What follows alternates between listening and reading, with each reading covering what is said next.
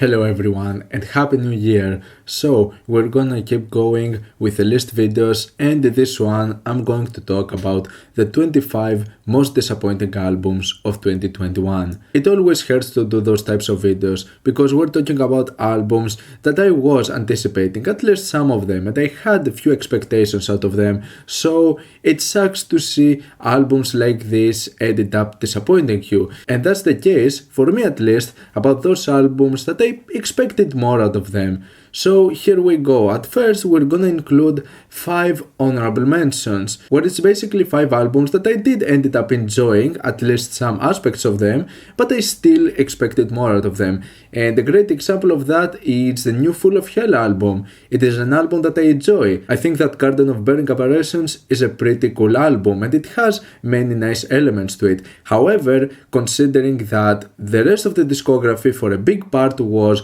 overwhelmingly good and highly consistent, I think that this one ends up feeling a bit weaker.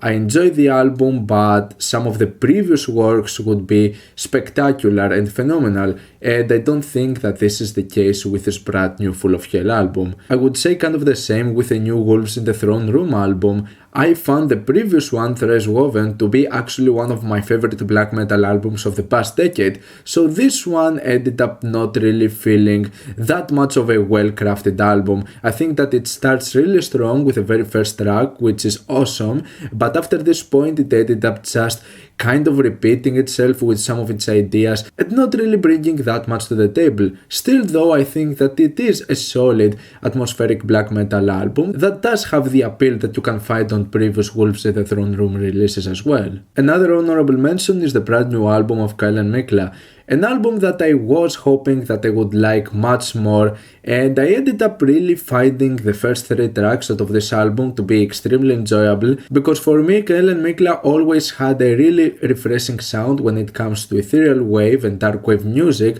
that I never really saw really expanding that much into full-length releases, and I think that this one had the potential, but it ends up being another work that in my opinion just attempts to go into some places but never really managing to make something that really stands out. Then I have the brand new album of Brighter Death Now, which in my opinion ends up being a really standard album when it comes to death industrial. It sounds pretty safe, it has its moments, but honestly it's not one of the best works out of Brighter Death Now. It sounds way too similar with other works, and at this point I don't really think that there is that much in order to make me return to this album in particular. And also I'm gonna include the brand new Iron Maiden album. Now I haven't really been that much on board with the new Iron Maiden material, but this is definitely not one of their greatest works in terms of performances, and especially when it comes to Bruce Dickinson's vocals, it's not one of the most well executed albums. I think though that when it comes to the first album we actually got some pretty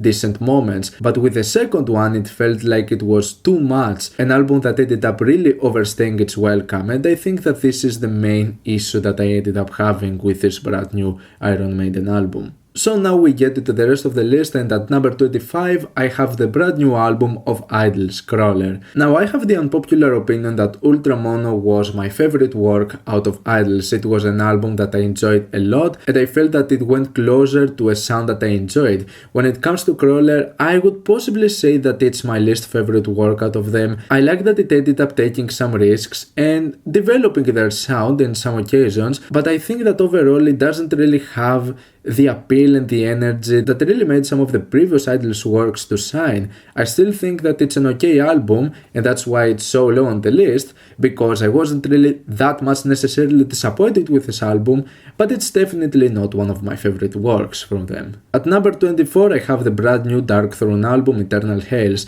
I really enjoyed their previous album, Old Star. It was one of my favorite albums in general from Dark Throne. I thought that it went into some extremely good directions when it comes to heavy and doom and black, but this one didn't really have the riffs or the ideas, or it wasn't really that much well done in my opinion, and especially the production felt really off with this one. It was extremely raw, but not to the point where I thought that it was that much complementing to the sound. So I enjoy the album, I think it's pretty okay, but yeah, not really one of those Dark Throne albums that I see myself returning to. At number 23, it is unfortunately the brand new Susu album. It wasn't one of the works that I ended up enjoying as much. I like the concept and I think that what the band was going for with this album was certainly intriguing, but none of the moments ended up really shining for me.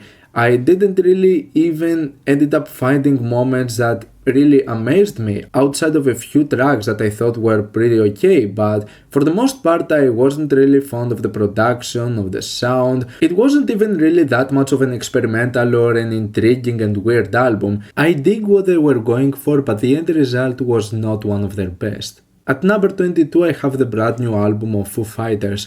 Honestly, in my opinion, Foo Fighters ended up being one of those rock bands in the mainstream that had some pretty interesting works over the years, because in many cases you would see bands in the alternative rock sound deteriorating over the years. But for me, Foo Fighters seem to have a quite consistent catalog. Unfortunately, I don't really feel that this brand new album really offers that much. It was extremely mediocre, boring and forgettable, and not really providing us much.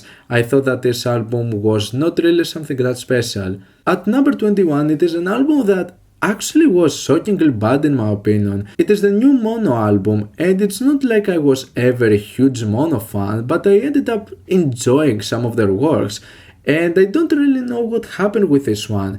I think that this album doesn't really sound good. I thought that the production was really bad in some occasions, and the ideas, like the whole pacing of the album, ended up feeling extremely predictable, and I was just not feeling it. I didn't really think that it had anything just remotely enjoyable to it. At number 20 is the new Kell album, which disappointed me. Like, I didn't even remember that this album came out. I really enjoyed the previous Kell album, but this one was just so forgettable that when I started digging my most disappointing albums, I actually forgot of its existence. This album, yeah, it was pretty disappointing for me. I don't really remember it. It was just extremely boring and forgettable as it seems. At number 19, I know that this is possibly an unpopular opinion, but I didn't enjoy the new Porter Robinson album. I appreciate it for going into something new and trying different directions. However, I ended up not really feeling this one. I thought it was boring, and I get the appeal, I get why people like it. This just wasn't for me. I don't know, I expected more, but this is certainly not what I wanted. So yeah, for me, this is not an album that I ended up enjoying as much, unfortunately. Number 18 is Inferno by Blank Mass. This ended up being a much different direction from basically anything else out of Blank Mass, and I get that he was trying to do something different and go into actually one of the most experimental directions with a much more ambient album with noise and sound collage elements. It was certainly intriguing and it had some amazing and beautiful moments to it, but at the end of the day, I didn't really feel that there was that much of an effort put into it. It was most of like an album that in my opinion felt rushed, and just in order to release an album, it feels more of like a side release, which is fine, but certainly not one of the greatest works.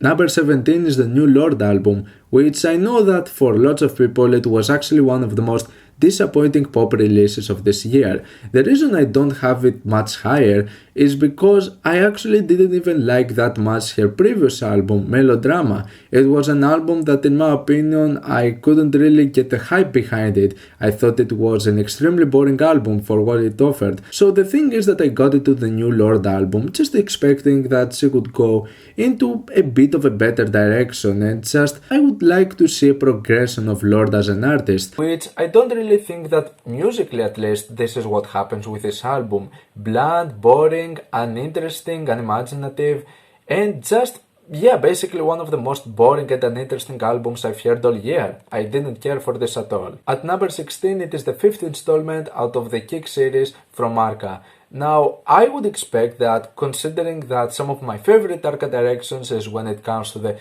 minimal modern classical stuff and art-pop directions, I expected that this would possibly be my favorite Kick release, but it was the exact opposite. It ended up being the release out of the Kick series that disappointed me the most. It was the one album that in my opinion ended up feeling really poor in some of the executions, and some of the sounds it ended up including I do think that the album, fortunately, when it comes to the second half, it saves itself from being a bigger disaster, but I still ended up feeling really disappointed with some of the stuff that were presented in the first half. So yeah, it was an album that I had expectations out of it because I ended up enjoying, for the most part, the Kick series. So yeah, this one kinda disappointed me a bit. At number 15 is one of those more underground releases that I ended up not caring for at all. Alberich is one of those names that when it comes to power noise, it's one of the most significant names. But this new sort of like drone direction with Final ended up making for some of the most boring material I've heard. Like, it's this really monotone, minimal drone and noise pieces that have no emotion and expression to them. And I can't even imply these terms in a positive sense here. This album was just so bland and it's certainly not worth your time at all.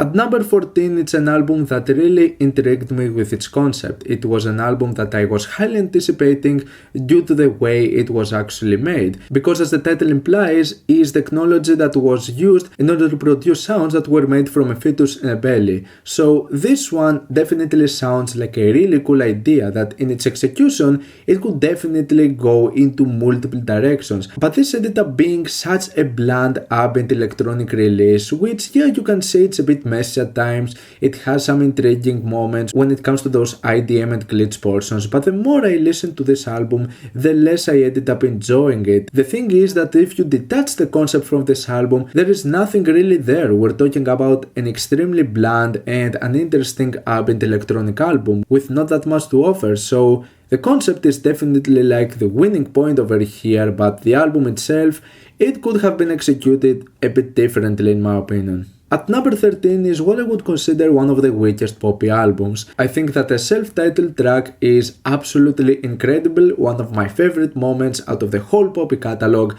The rest of the album though ends up being a big mess, which is something that is usual with basically every single new poppy release. And I do appreciate the fact that she constantly changes with her sound and going for something new and different, but I don't think that this is one of her most well executed albums. It ended up being a mess in a way that it didn't really complement many of its elements, and yeah, for the most part I thought that this was not an intriguing album.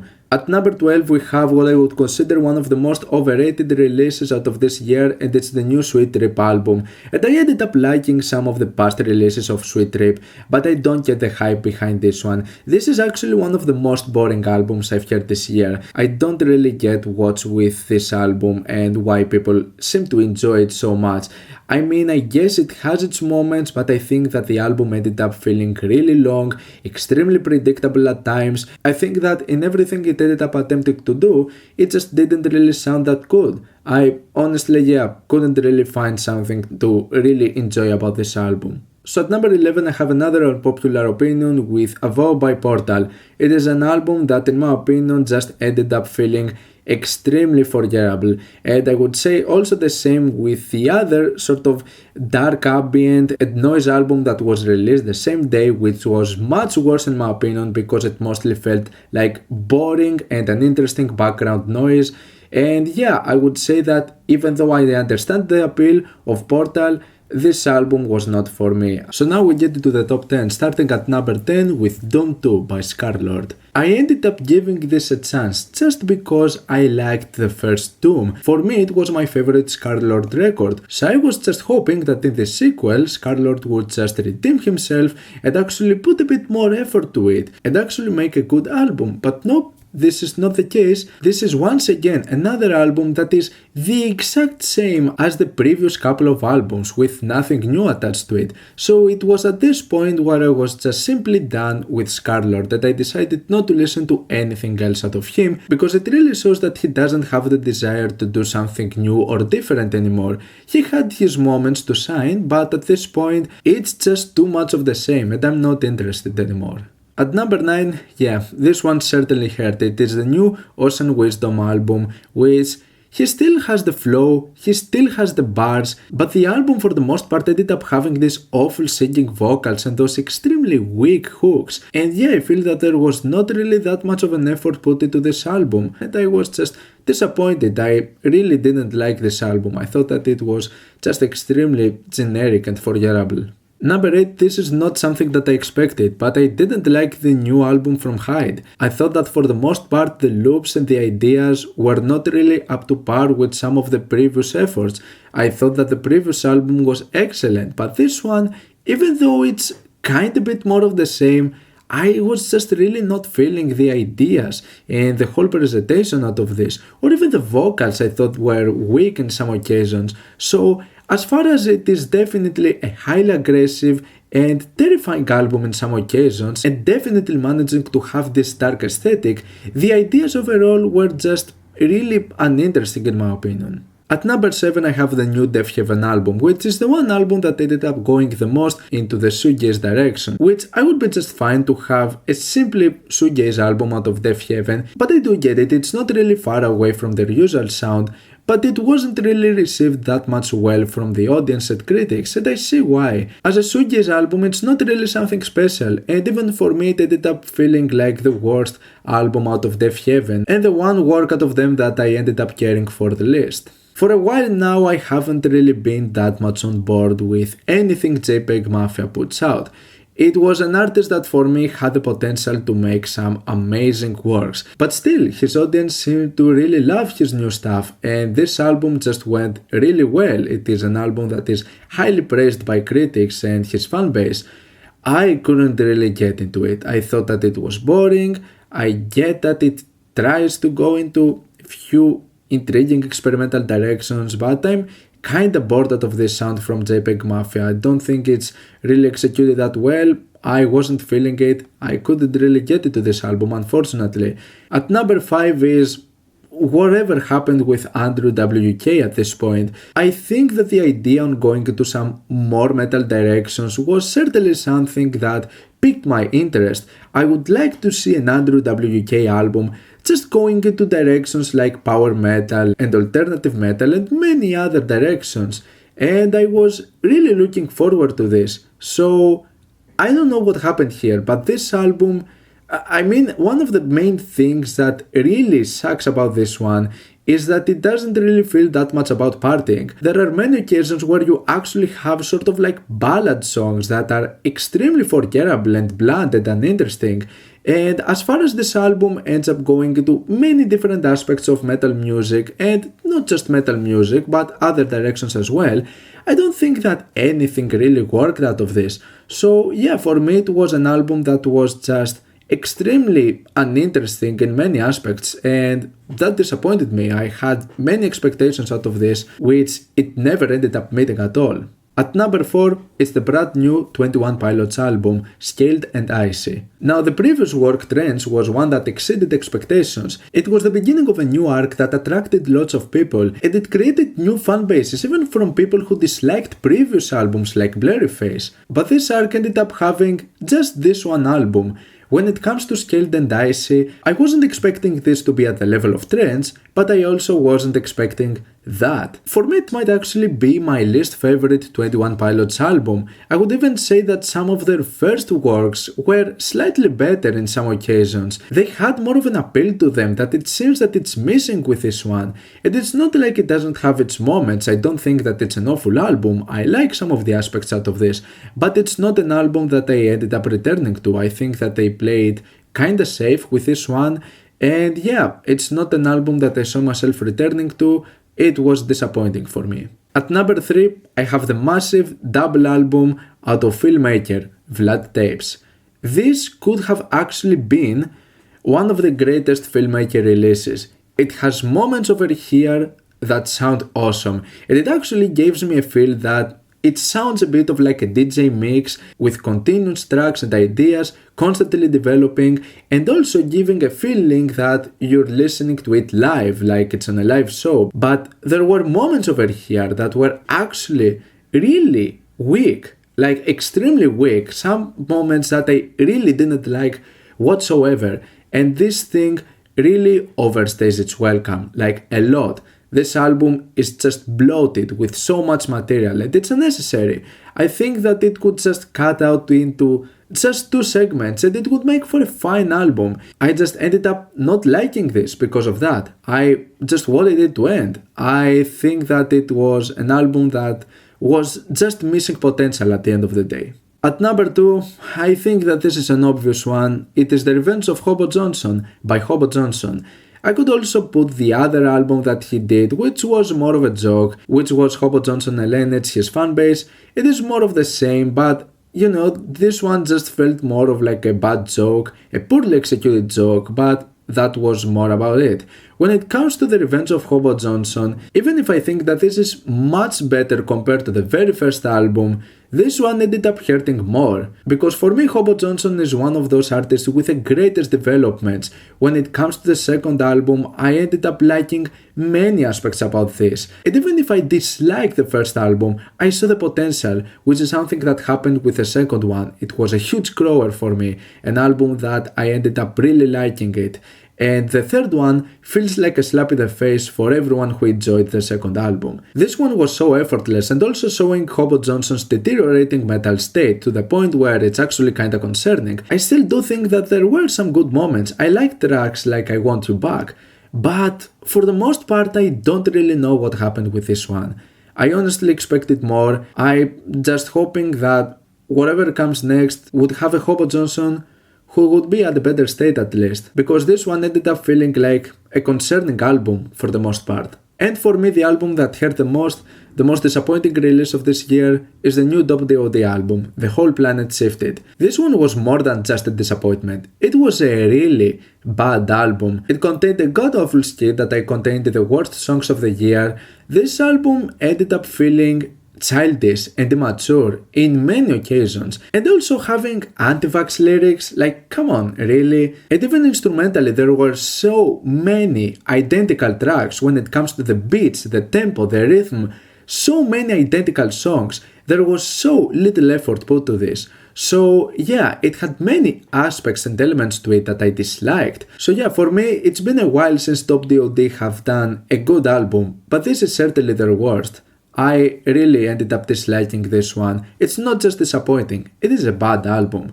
And yeah, that's all for my list with the most disappointing albums of 2021, in my opinion. What were your most disappointing albums of this year? Let me know down in the comments. Leave a like if you enjoyed the video, subscribe for more content like this. Thank you for watching, and I'll see you all in the next video. Goodbye.